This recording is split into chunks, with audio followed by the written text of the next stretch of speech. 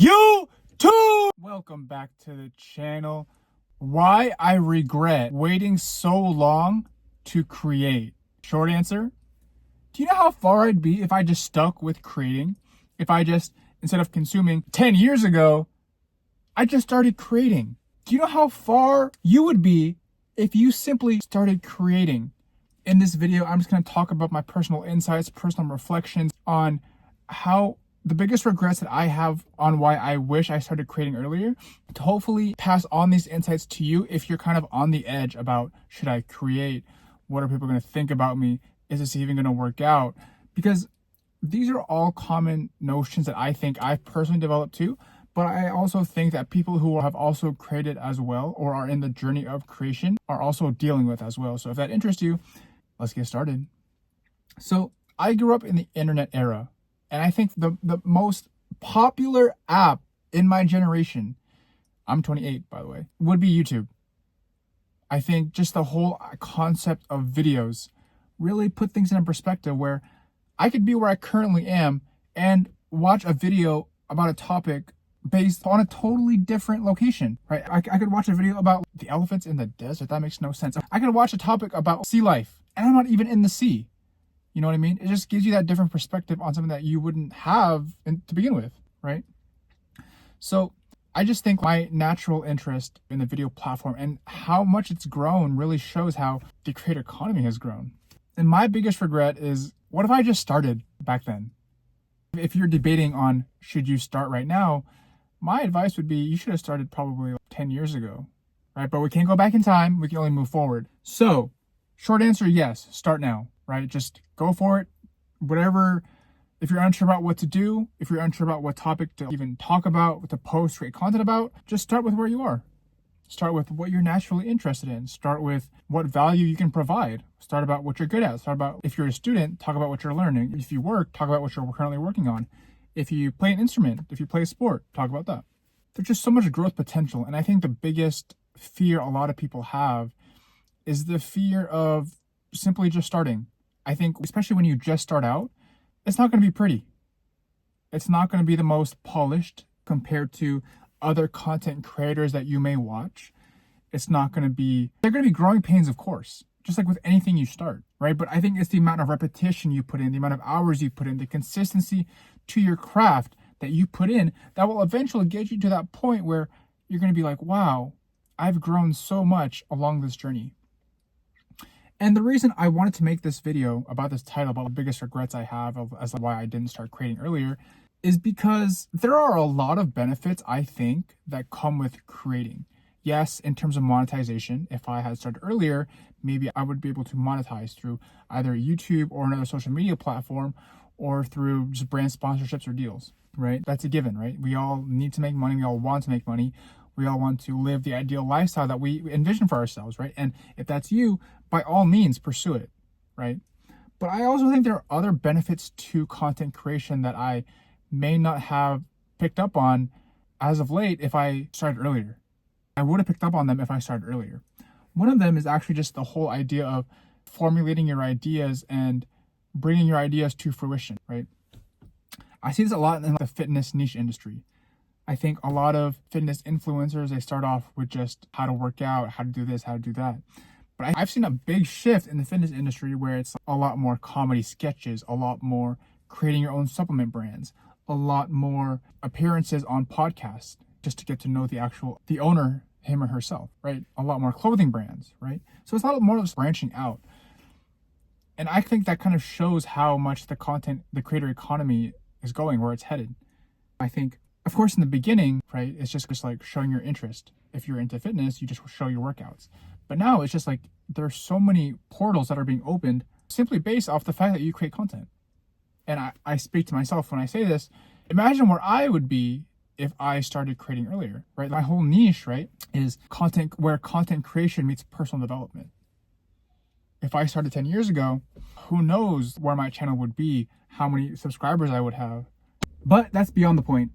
I think the reason I'm creating this video is for you, someone who maybe isn't really fond of where they are in life, someone who wants a different path, someone who maybe wants to take a route that speaks more to his or her own passions versus what they're conformed to do in this world, right? Granted, we all need to make a living, but I think if you're able to do it in a way where you are able to fulfill your passions or expand or grow upon your interests or natural talents versus being in a box where you're just doing things just to survive, I think it's a lot more fulfilling life. So that's my whole purpose behind this video. And I think you're never really going to be ready to start. I think the more times you feel that uncertainty of, is this a good idea? Should I even be doing this? Is this going to work out? It's kind of like a scent in the right direction, where it's you're challenging yourself in a way where you're questioning if this is the right decision. And I think this, of course, it varies upon personality type.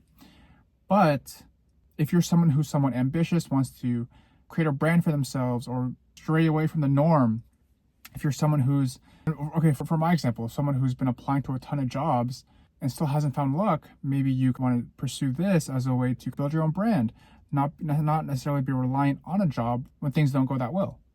They always say don't rely on one income source, all that stuff, create other forms of revenue sources. But I think the biggest regret is just wishing that I had started earlier, right? But we can't go back in time, so I'd probably tell myself now, just do the most you can with what you have right now. And I think too that aside from the skills of being able to formulate your thoughts, you gain this skill to be able to speak and articulate well. Especially if you do this type of content, for example, where it's just you speaking to the camera. You learn how to start off with a topic, for example, right? The biggest regret or why I regret not starting content earlier. And then you're able to formulate that through just your thoughts. And because it isn't scripted for me, it's just me talking to the camera, right? Now, let's say this is like an IRL situation where you're in a networking situation or you're communicating with people, right? The biggest skill in this world is just the skill of communication. Just because you do these type of videos, you're able to build upon that skill of communication, properly articulate your ideas, and maybe become a leader in your industry or gain that influence in the workplace. Another skill is just like is the skill of accountability, right? Because no one is forcing me to make these videos. No one is forcing you to look up this content on how to grow on social media, on how to get better. But it's just something that you are naturally interested in and want to pursue, right? And if it's something you're naturally interested in and something you want to pursue, then by all means, you're holding yourself accountable in order to achieve this goal that you may have. And right, these may not seem like the life-changing skill or the most life-changing goals to have in the moment, but I think the one thing that we may not realize is the fact that skills, realizations, and just the constant curiosity we may have compound over time, right? And I think just by creating these type of videos, diving into your natural interest, talents, and passions, that you're gonna dig a hole deep. You're gonna go down that natural rabbit hole where you're gonna find ways to connect the dots. You're gonna find ways to grow beyond where you currently are. And I think that doesn't really happen unless you put in that work. And when I say work towards your goal, your natural interests, your passions, your talents. Because if you're just working for someone else, right? Don't get me wrong, we all need to do this, right? To a certain extent to make a living. But if that's all you're doing, you're kind of sacrificing who you are, right? And this is just my opinion. I could be wrong. I probably am wrong, but it's kind of, you're just losing yourself, which isn't bad, you know what I mean? As long as you make a living for yourself, it isn't that bad. But I think if this is something you genuinely want to do, you're going to find ways to find your passions. It's kind of like, how do you develop a personality? How do you find out who you are? It's just like, you got to put in that work. You got to find ways to, I always hear this saying, right? People will put in so many hours in their job, but they won't put that many hours into themselves. And I always hear the best investment you can make is in yourself. But I get it though. The job that you may have is the job that you need to survive, right? But I also think that in order for you to fully reach your full potential, you need to set aside that time to work on yourself, to double down on your talents, passions. You need to make that time.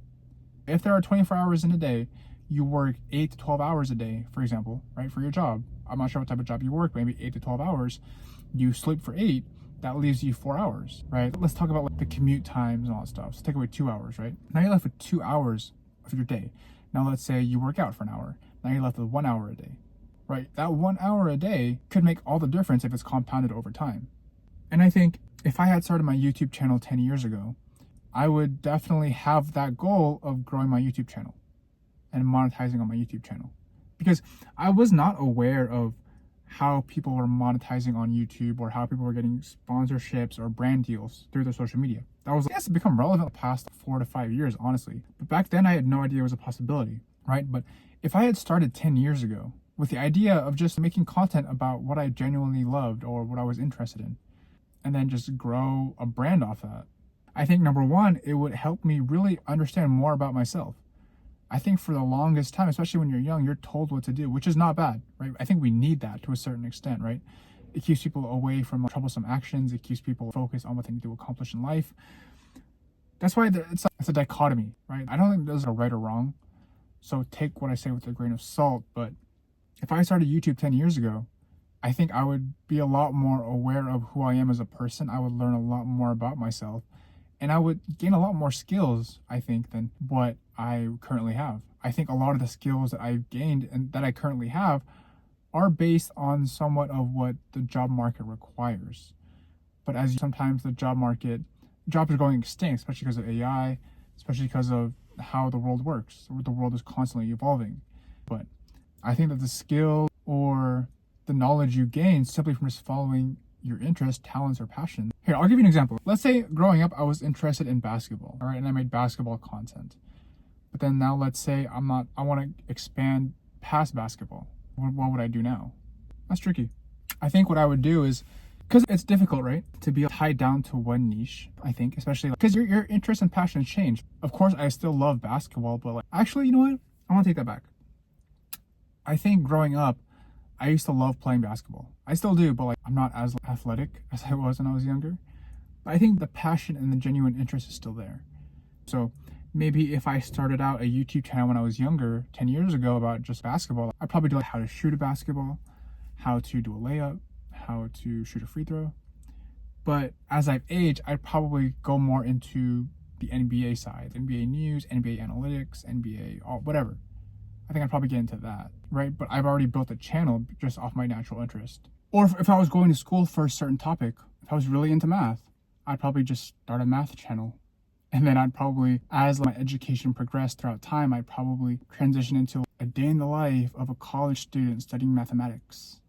I just think, honestly, if I started a YouTube channel 10 years ago, I would be more aware of what I was naturally interested in, or if I was naturally talented in, because it would force me to create content about it. And I think the best way to discover who you truly are is to really just create content, because you have to put something out there. And I think as someone who's just starting out, you're going to put out content on what you're naturally interested in. If you're naturally interested in working in the backyard, gardening, you're going to create content about that because it's something you're naturally interested in and something you enjoy, right? Versus if I made you create content about data entry. If you love data entry, by all means, this may or may not apply to you, but data entry, I don't think is the most appealing topic to a mass audience because of how redundant it is, how, I don't know, like I said, take this with a grain of salt, but you can tell when people are naturally super interested about what it is they talk about because they just love it. You can see it in their face, the expressions, all that stuff. But I think, honestly, it just takes time and the willingness to actually put in the work to discover who you truly are. Life is crazy though, because I used to think life was a straight path where it's like, you do this. But I think a lot of the benefits of life come from just really taking the time. I think life is seasons of grind, seasons of reflection. Because sometimes I feel like when we're so caught up in the system, we forget that we're humans and that we forget that we're meant to experience life for what it is. Instead of trying, of course, we need to direct our lives a certain way. But sometimes I feel like we try to force it too much. We sometimes forget to live the life we're supposed to meant to live, if that makes any sense. And like I said too, your efforts compound, the skills you build throughout time. Maybe if I started 10 years ago, I'd be somewhat aware of how YouTube has changed from when I started to 10 years to now, 10 years later. And I'd be able to have that information stored in my brain, so I would just know how the market is when it comes to the YouTube audience. I feel like with anything too, anything that you start at an early age and anything that you put time and effort into, it's going to compound for you. So even though I do have the regret of starting earlier, I know that just by me realizing that now at my current age of 28, if I stick with it 10 years plus, not that there's an end point for me, I feel like. Maybe there is, I'm not too sure. But if I stick with this for 10 years and I'm 38 by then, who knows where my channel will be? who knows where my mind will be? Who knows where my focus will be? So, of course, I always say like it's always best to start early, but sometimes in life, things don't really things work out for you the way they are supposed to work out for you. Things may look one way at the moment right now, but we can't really say how they're going to turn out in the future. Just how exactly, right?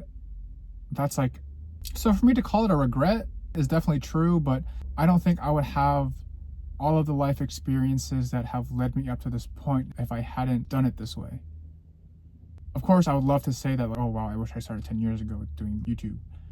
But maybe I wouldn't have all the failures and all of the life experience I would have if I hadn't, or if I did, because maybe my focus would be different. What I would do to be 18 again and to have the knowledge I have now. Of course, we can't go back in time. We can't change things, but we can learn from them and we can move forward. Do you think, now I'm just speaking to you as a person now, do you think regret is the right word, or is it to question? Because sometimes I feel like when you come from the perspective of regret, it's like you immediately associate that thing with it being wrong. Or instead of using regret, do you use the word question? Sometimes I question why I didn't start my YouTube channel 10 years ago, versus sometimes I regret not starting my YouTube 10 years ago. Because when you question, you aren't necessarily calling something positive or negative. You're just questioning it. And I think if you take the philosopher's mindset, you just question everything, because it's kind of the whole butterfly effect, right? Now I'm just rambling about whatever. But if one small change in the past could alter the future, or would you be where you currently are today? Obviously not, but I guess the main point I'm trying to say is, would you still be the same person you are today? I also think it's safe to say too that if you wish that you had done something different 10 years ago, then I think you also have the same ability to change the next 10 years of your life. It may not be the ideal outcome that you may want, but like I said, you can't go back in time to change things. But I truly do believe that if 10 years ago brought you to where you are today, then what you do right now will shape the next 10 years of your life. So rather than live in that state of regret, that state of negativity, that state of fear, accept where you are and take the proper steps to move forward. Because the sun always rises, the sun waits for no one, right? The time is going to pass no matter what. So what are you going to do with that time? I think the greatest indicator of a person's character is how they react when everything goes bad, right? It's easy to be positive and uplifting when everything's going right for you.